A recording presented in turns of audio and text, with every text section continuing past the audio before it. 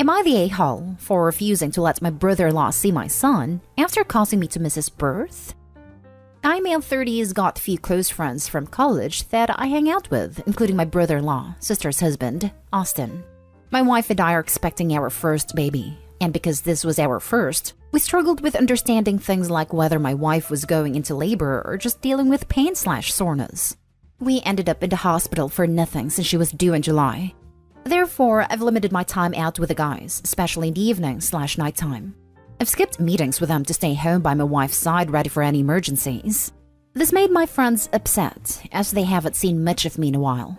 I explained my situation, but they gave me crap about it every time, especially Austin, who kept pressuring me into going out for a few beers saying he was in my shoes twice and has experience.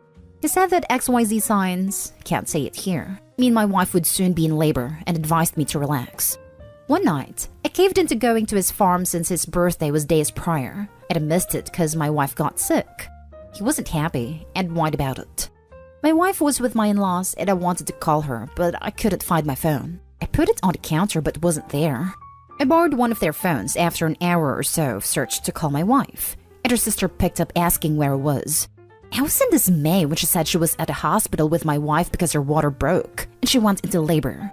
I couldn't explain, so I just drove to the hospital ASAP but was met with my father-in-law berating me for ignoring his text and 18 missed calls. Then I wasn't allowed in the delivery room because my wife screamed at me to stay out. I felt awful as I waited outside while my in-laws berated me for my neglect, even when I said I lost my phone. Then Chris said Austin hid my phone after seeing father-in-law's text to get back at me for missing his birthday. I blew up at Austin calling him an SOB for doing this. He said Chris was a liar and swore he didn't see any text or calls and that he just hid it as a joke to scare me a bit. I left after this and haven't seen him in days. The guys got involved begging me to make things right with Austin who didn't know, otherwise he would have told me. So it was a misunderstanding and my wife bears the blame for not letting me into the room. But can I blame her? I still refuse to see him. And now my sister said I should let Uncle Austin see little Timmy because he's longing to meet him as family, and even cried and said I was being unfair to him and all those years of friendship we had. But I said no, I won't let him meet my son after this. Chris said Austin bragged about it later on. Then Chris decided to tell me because he thought it was wrong that I get blamed by my in-laws. Edited to add, I'm sorry for not responding, but I was very busy. And to make few things clear. 1. None of my family said anything about not allowing Austin to see my son except my sister and my friends. 2. Chris is one of the guys who were there that night. He and Austin aren't very close, and Austin thinks Chris hates him for no reason and doesn't like having him around much. But just for the group's sake, Austin tries to keep the peace. But in my opinion, Chris is a decent guy. 3. My in-laws are upset with me as well as my wife, and say that even though Austin was at fault, I too for being reckless and irresponsible. Now for the top comments. Not they Hall. You need new adult friends. Nothing funny about what they did. I personally find that unforgivable. This times 1 million. OP, you need to find friends that add to you and your family's lives, not this selfish brat. I would never forgive this guy. He would be dead to me forever. Hopefully your wife understands what he did to both you and joins you in banning him. Not they Hall. You deliberately hid your phone so you missed your child's birth.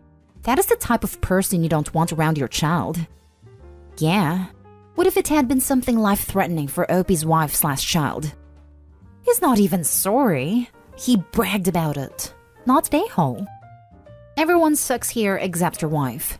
Others are letting you off the hook, but you too are an a-hole. You're a 30s male, and you allowed peer pressure to force you to hang out? Yes, he stole your phone and that makes him the biggest a-hole for him deliberately pulling his crap. But you as a grown man who should be keeping better tabs on your stuff. And you as an adult need to learn to put your foot down. But I guess this was a learning experience for you. I agree Opie's not off the hook. Brother-in-law may have hidden the phone, but Opie is an adult. Grow a backbone. Keep track of your stuff. Opie decided to go drink with friends when his wife was full term. The newest phone was missing for over an hour before borrowing a phone to call in? That's his own actions there. Next story is titled, Am I the a-hole for excluding my brother from the family vacation after I almost caused my daughter to get hurt? Me, 35 female, and my brother, 30 male, are very close, and we always have been. He has been coming over almost every day for the past couple years, and he practically lives in my house, despite him having his own apartment. I don't mind it, and neither does my husband because he helps out around the house and is great with my daughter Stella, 10 female. Every year, we go on a family vacation with me, my husband, my daughter, and my brother. I don't bring our mom and dad because they already do their own vacations around this time. It's nothing personal. This year, we were going to stay at a hotel by a beach, and I reserved suite rooms for all 4 of us. The vacation is in 1 week at this moment. Yesterday, I had to run a few errands and I needed my husband to help out with a few of them. So I asked my brother to babysit Stella while we were gone, and he agreed. I told him thank you and then was out the door. I was a little bit worried because he has never babysat Stella before. I don't usually need my husband for errands, and he is unemployed so he's always home. But I knew how great he was with her and assumed everything would be fine. After running the errands, I drove back home. And to my horror, I saw my daughter sitting in the road playing with her dolls. I stopped the car, ran out, grabbed my daughter and brought her inside. But as soon as I walked in, I saw my brother watching some movie on the couch. I screamed something along the lines of, "What the hell? You just left my daughter unsupervised in the road after I told you to babysit her. She could have gotten run over by a car or someone could have kidnapped her. You're always so great with Stella, and I gave you one job. To babysit her for a while over an hour while I run errands. Screw you. Get out of my house and you were excluded from the family vacation." He stared at me with wide eyes and said something like, "I didn't mean to. I just got so into the movie and I thought Stella would be okay. And at least she didn't get ran over/kidnapped. And afterwards, he started begging for me to let him go on the vacation still, saying he never gets to do anything nice, and it would be cruel to exclude him from one little mishap. He called me a major a-hole. He asked some of my friends about it, and most of them said, although what he did was wrong, he said sorry and it was just a mistake, and I should stop being such an a-hole. None of them have kids though. Anyways, am I the a-hole? Extra information edit. Stella can be slow and sometimes acts way younger than she is, and she has gotten into dangerous situations before. We haven't brought a doctor into this situation because we assumed she'd grow out of it. Anyways, I thought it'd be safer to have her be babysat due to us noticing this. Probably should have mentioned this. Changed vote below. Was everyone sucks here? He should have been more attentive. But your child is 10. That's plenty old enough to know to not go sit in the road. If he has never watched her before, he may have assumed, usually rightly, that the child is relatively self-sufficient for a bit and would reach out if anything was needed. You have a right to be angry. But your child also holds some blame here, and if this is typical of your child, you should have prepped him for babysitting better, and her better for her own decisions and safety. After you read it, it's definitely you're the a-hole. 1. Seek professional evaluations for your daughter. I'm also assuming she's in school. Have no teachers brought up concerns? 2. Ensure all those responsible for your daughter know to be very vigilant, and are aware of her delays/impairments. They homeschool her, so no one else has been able to notice her delays. This is so messed up. That girl's never been to a doctor? She needs an evaluation, and probably special schooling OP can't or isn't providing. Not everyone should be homeschooled, especially not when used to keep her from treatment, a diagnosis she clearly needs. Info. Why was your 10-year-old sitting in the road? At 10, I was responsible for my younger siblings and helping them cross the roads and be safe. I even went up to London with my younger sister and our own. Unless your daughter is significantly disabled, your brother had every right to assume that she'd be safe enough for him to relax and not to worry about her too much. You're the a-hole, unless there's disability that you haven't mentioned in the post. Editing to add. Major, you're the a-hole here. Your daughter may have a disability, but you haven't bothered seeking the help of professionals and you didn't bother letting your brother know? At 10 years old, there's every expectation of her being able to be fairly unsupervised for a period of time. If she needs more supervision than the average 10 years old, you must tell people if you ask them to babysit. Now for the next story. Am I the a-hole for only allowing my friend and her son to move in with me and not her husband? My friend Claire, 33, and I, 35, have been close for years. Went to same school, worked same job, and she's like a sister I never had. However, her now husband Thomas and I just never got on. It wasn't blatant, but she tried to get Claire and I to stop hanging out together. The reason was he wanted her to move away from a job opportunity, but she didn't because of me saying she wanted to be near me. Thomas resented me. Days prior to their wedding, he accused me of taking the gold bracelet he got for Claire and lied about seeing it with me. This started a huge conflict, and Claire and I ended up not talking and me being dropping out of the wedding as the maid of honor. We drifted apart since then, but over a year later, Claire reached out and apologized, telling me she was pregnant and that she wanted me to be part of her baby's life as auntie. We had therapy together and things got better. I still don't talk to Thomas nor see him, and Claire respected my wish to stay in no contact with him. Lately, Claire has been struggling with money. She has debts and could no longer pay her mortgage. She asked if she, Thomas, and their 7-month-old baby could move in with me till they find money to rent an apartment. I agreed to let her and her son move in, but not Thomas, given that I'm not on good terms with him after what happened in the past. Claire thought it wasn't right, so I suggested a friend to take them all in. But she said she asked me specifically because I was closer to her than the others. She said it wasn't right to keep her son from his dad, and since she needed help with the baby, then I should consider it. This is what made me think I was wrong for not letting her husband move in. She's clearly overwhelmed and needs help, but I just couldn't bring myself to see him in my house. I would feel very uncomfortable. She said she could make him apologize, but I felt like I was being cornered and pressured into letting him move in. I gave my final decision, which was a no, that Thomas can't move in. We had an argument, and she got emotional about it. Now, our mutual friend said I could suck it up for a month and be patient with Claire since she's a new mom dealing with PPD and naturally wants her partner to be with her. I still said Thomas isn't allowed in my home, but I got called resentful for being hung up on the past instead of helping out. Now for the comments. Not today, Hall. There is no way in hell I would allow someone who accused me of stealing to live in my home. Who knows what he would say if he started feeling threatened by you again. Nope, nope, nope. Anyone who accuses me of stealing anything but their heart is never welcome in my house.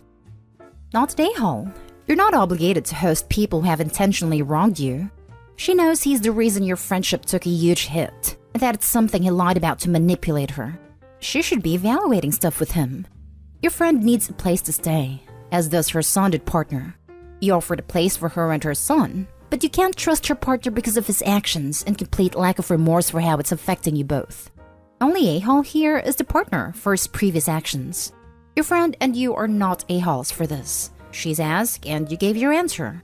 If your mutual friend is happy for you to suck it up and let him move in, then maybe they should be offering a place for all three of them. This, totally agreed. Opie not a-hole.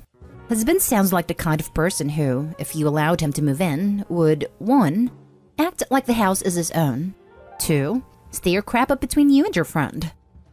You can't maintain a close friendship with a married mother and permanently exclude her husband/baby daddy from your life. That's just never going to work. This friendship ended the moment Claire took Thomas's side and completely ignored your lifelong friendship and logic/reason regarding the bracelet. Claire knows this. You know this. And you're just kidding yourself trying to make this work now. Claire is on her own. She chose Thomas over you, and actions have consequences. I know she is stressed, feels alone, is overwhelmed, etc., but she dug this hole and now she has to live in it. And realistically, the only way you and her will ever have a chance of rekindling your friendship is if Thomas and Claire divorce. Since that is likely not to happen anytime soon, it's probably best if you both go your separate ways. Not an a-hole. Last story.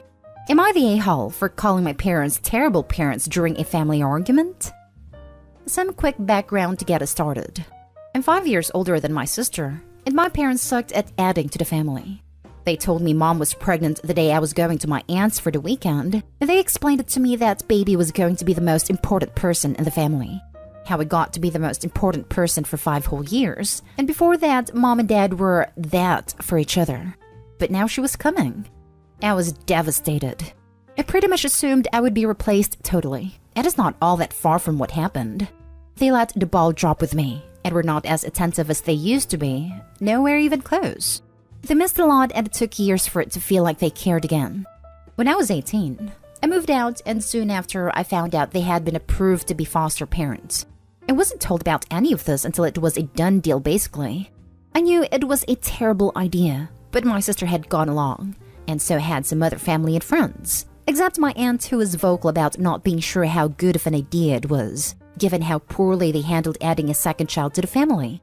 The foster daughter arrived, and it was a very big change for my sister. Suddenly, she was ignored. She felt unwanted and had such a hard time coming to terms with how distant our parents became after 13 years of being the center of attention. Their foster daughter was 11, and I do feel bad she was thrown into the mess because she had no stability before from what I was told and was pretty much always unwanted. What ended happening was a couple of months ago. The caseworker called and my sister exploded and said how horrible things were. Things unraveled, and their foster daughter was removed from the home. My sister went to live with me. She's 16, and my parents are furious with her. But our aunt has her back in this, as well as me. Now, on to the reason for the post. I was at my aunt's with my sister, and my parents showed up to argue it out. They turned on my sister and aunt for having their foster daughter removed and saying how selfish and heartless she was. I cut them off and told them it wasn't her fault. It was theirs. And if they weren't such terrible parents, none of this would have happened. They said I'm supposed to be grown now, and it was a childish comeback. That an a-hole moved to throw out the way I did. Are they right? Am I the a-hole? Not the a-hole. It sounds like they had it coming for a long time, and I am astounded you or your sister have it snapped before this. I'm so sorry that you had to experience that kind of childhood. Neglect comes in all shapes and sizes. Edit. I should also point out that it is a good thing that girl was removed from their custody. She needed a stable home, not to be used as a shiny new child for them when they apparently got bored of your sister. Not the a-hole. That's child neglect, and it's the main reason the people from foster care took her away. I don't know what's wrong with your parents. If they're incapable to raise more than one kid at a time, then why would you even have more? Hope you and your sister are doing alright, Obi. She's doing better than she was. I'm used to it by now. I got 5 years. Yes, I was supposed to get 18 years worth of parenting in 5. Am I the a-hole for my response when my sister's husband commented on my husband's manhood?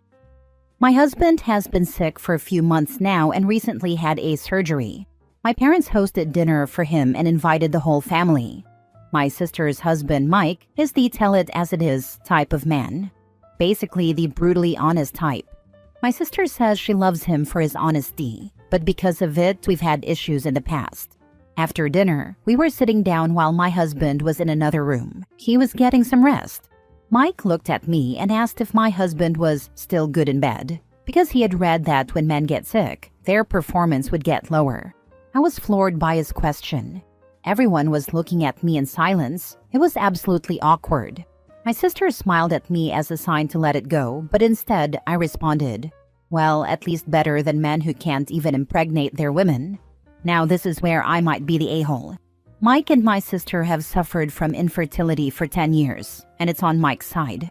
This response caused a huge argument, and although Mike stormed off and didn't say anything, my sister went off calling me abhorrent and shaming me for going low and using her husband's infertility against him.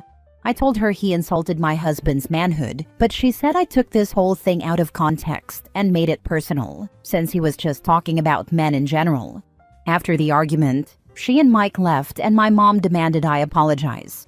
My husband didn't even know what we were arguing about. Mom told him I was arguing with my sister over dessert. Mom said I was in the wrong for hurting my sister's feelings with what I said and told me to apologize, but I still refused. Am I the a-hole? Now for the top comments. Not the a-hole. You just told it as it was. Of course not. You were rude, but the same type of rudeness your brother-in-law pretends to enjoy until it is used against him. Don't apologize. Next time, he won't be rude toward you or your husband, since he now knows you can be rude too. Yup, saying you're just being honest, or I'm the brutally honest type, is just a BS excuse to be rude and inappropriate. Asking about a sick man's performance in bed is not honesty. It's being an a-hole to get a reaction. Brother-in-law just didn't like the reaction he got this time. Yes, 9 times out of 10, the person who brags about their honesty is using that as an excuse to be an a-hole. Your brother-in-law is a freaking weirdo. What kind of question is that to ask when someone has been sick for months and recently out of surgery? Like, why the heck is the concern your sex life while his brother-in-law is sick? A normal person would not even think of this. Probably brother-in-law projecting. Definitely. Brother-in-law thinks he's inadequate in bed because he can't impregnate sister, so has to drag OP's husband down. Not the a-hole. His brutal honesty is not a pass to be a constant a-hole. Good job dishing it back. Don't apologize. And being brutally honest means answering a question very honestly, not asking inappropriate questions unprompted. Next story. Am I the a-hole for telling my husband that he created this mess and he needs to fix it? My husband and I always planned on having kids. It ended up happening a couple of years before we planned, due to a condom breaking. I didn't mind though. I was super happy to welcome our daughter Belinda. A few years later, we started trying again for a second, but it took us a little while to conceive, and we ended up having to use IVF. The doctors never figured out why I couldn't get pregnant the old-fashioned way the second time, but after one round, my husband and I welcomed our son, Philip. Belinda is now 15 and Philip is 9. A close family friend of ours is going through their own infertility journey. My husband and I were discussing it when I mentioned something about IVF, and Philip asked what that was. I explained and then added, "We used that to have you." Belinda asked if we used IVF to have her. I was about to answer no and leave it at that when my husband butted in with, "No, you're here because the condom broke," laughing. Belinda immediately looked hurt. We've had the talk and discussed that sometimes condoms aren't effective, how to use them properly, and other forms of birth control. So she understood exactly what he was saying. I quickly added, "You were a surprise, but a much welcome surprise. We always planned on having kids. It just happened a few years sooner than expected." Belinda just nodded and quietly said, "Okay," but I could tell she was really upset. I later told my husband to apologize and make sure she understands that she's loved and wanted. He told me I was overreacting. I spoke with Belinda and reassured her that she was loved and wanted. She seemed to feel a little better, but still wasn't completely happy. It's been a few weeks, and Belinda has made little jabs here and there. Not in a playful way, clearly she's still hurt. She'll say things to her dad like, "Well, clearly I was some big mistake," and "Sorry for inconveniencing you." My husband got fed up and told her she was being dramatic and that he didn't mean anything by that comment. He later told me to tell her to cut it out. I said no. He said it, made her feel like crap, and hasn't spoken to her about it since. He has to deal with the consequences of that. She's a sensitive teenage girl, and that's a scary combination when they feel rejected and unwanted by their fathers. My husband is now saying I'm in the wrong. Am I the a-hole? Edit. I didn't tell him in front of her that he deserved it. He told me privately how he felt. I wouldn't undermine him in that way in front of her. Not the a-hole. He said it, made her feel like crap, and hasn't spoken to her about it since. He has to deal with the consequences of that. Why is this even a question? Yep, 1,000 moments like this, with no apologies from my parents, plus being told I'm sensitive, are why we are no contact today. Relationships shrink to the size of repair. If OP's husband values having a relationship with his daughter when she's older, he needs to learn how to apologize yesterday. My mom was a whoops baby, and so was I. My son was also. If we were honest, I think a lot of people on this earth are whoops babies. One of the best things I've ever heard to be said to a child that wasn't planned came from my grandma to my mom. Grandma told Mom, "At first I didn't know what I was going to do with you, but after you were here, I had no idea what I'd ever do without you." My mom was number 4.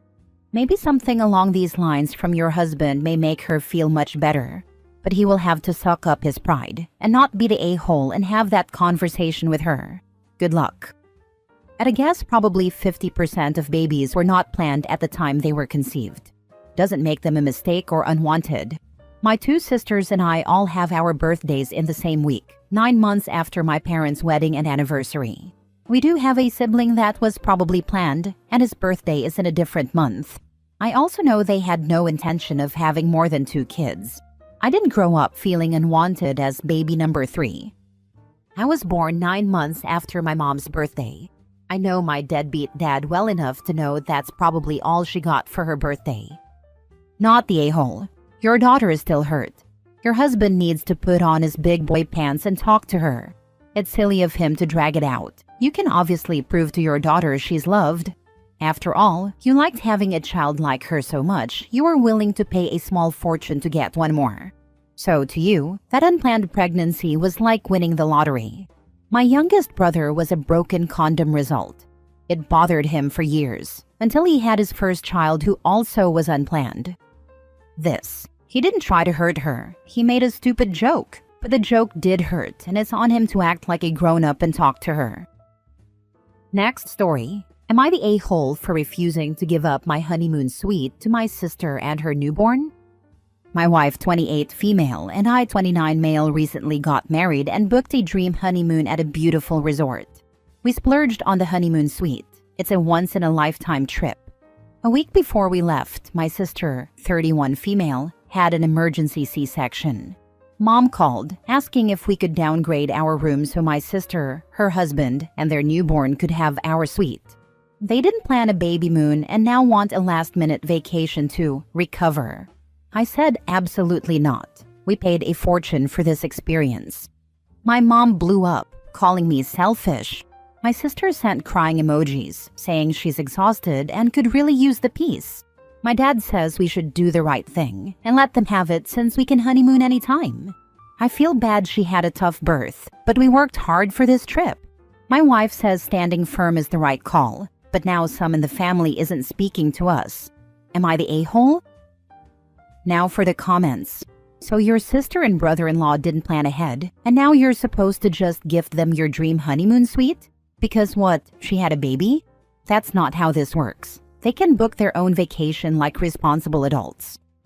That's what we said too, but now we are getting backlash from my family, shaking my head. It sounds like you're traveling to this honeymoon suite?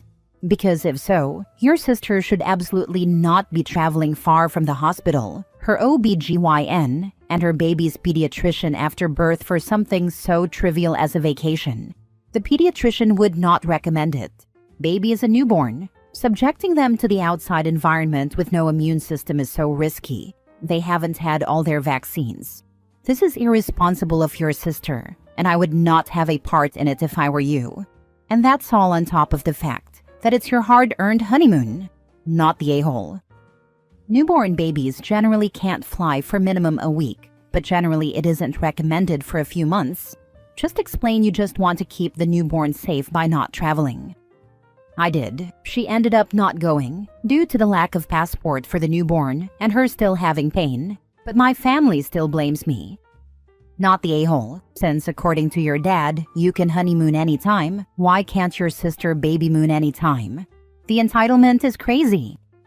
Tell all of the crybaby relatives that they can pool their money and send your entitled idiot sister on her baby moon. Their idiocy is appalling. Last story. Am I the a-hole for refusing to give a real apology to my sister-in-law after she made my life miserable on a trip? I, 40 male, have a history of health problems. I have to eat before 9 p.m. or I get nauseous, and I also need to avoid certain foods. When I met my sister-in-law, I had a broken leg and was on crutches, so I wasn't in the best condition at all. She's from a big city and repeatedly told me I should see it with her.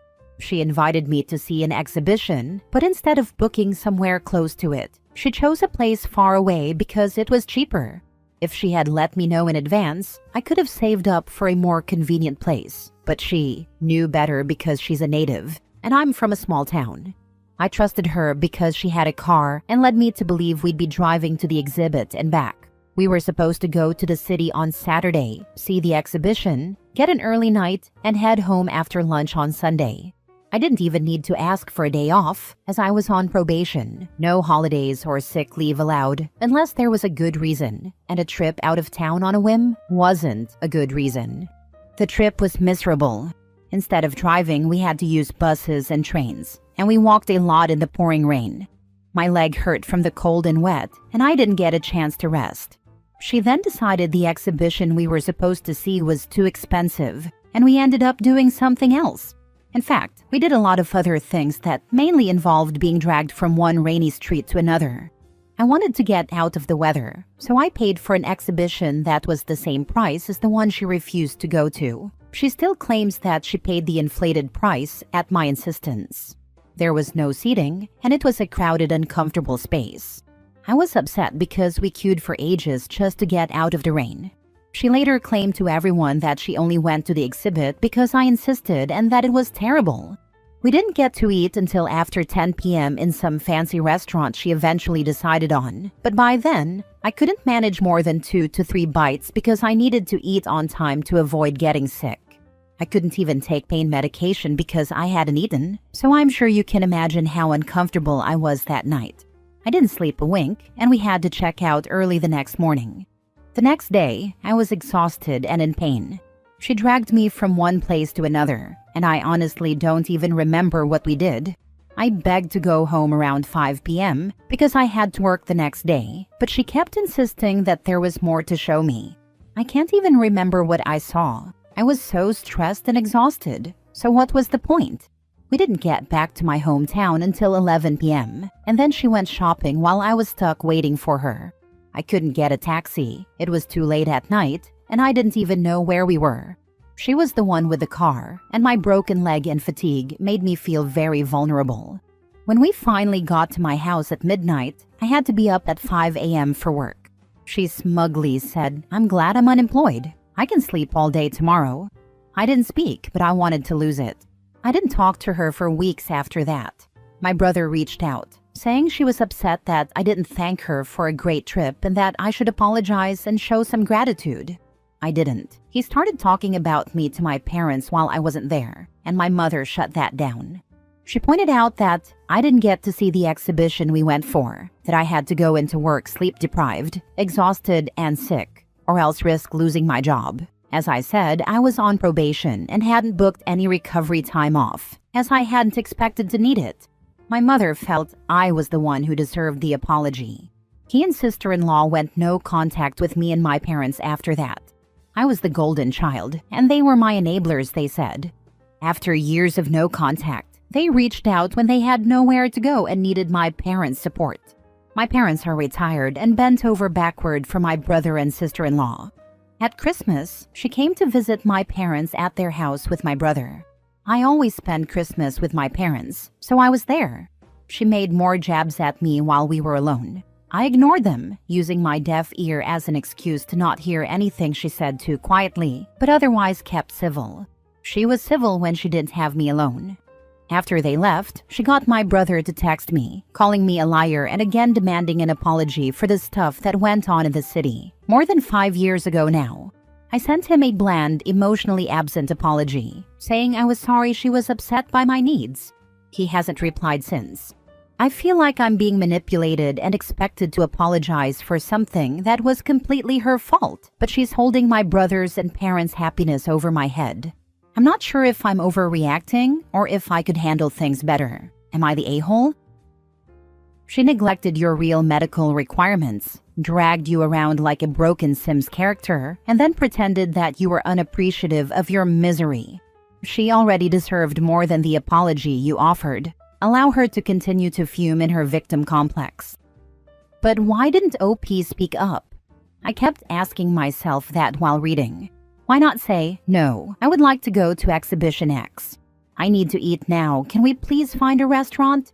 No, thank you. I don't want to do any more sightseeing." I am sure sister-in-law tried to show OP things she was proud of in her city. If OP didn't like them, he could have said so. How did you get to 40 years old without experiencing extreme discomfort and being overwhelmed? And more importantly, what to do when that happens? I don't live in a city. I don't get overwhelmed where I live or feel unsafe. I was taken out of my comfort zone because I trusted my brother and thought sister-in-law was a very different person. I mean, she sucks, but you're a grown man.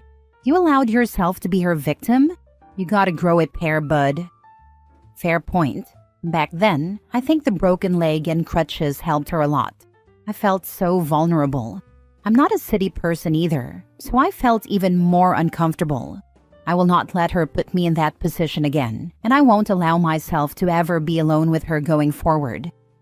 You had a broken leg and could not say, "No, I would rather stay home until my leg healed and then I will go to the city?" There is a saying, when you point one finger at someone, make sure to count the 3 pointing back at you. I agree. And if I'd known we wouldn't see the exhibition anyway, I could have waited weeks, months, or just not bothered at all. She picked something I would have liked to see that was on for a week or so. I can't remember, but there was a time limit. She's taught me a lot though. Avoid crowds when already feeling vulnerable. Don't trust travel partners to look after you if you can't look after yourself. And don't travel with a broken leg unless it's work-related and unavoidable, because then you're covered.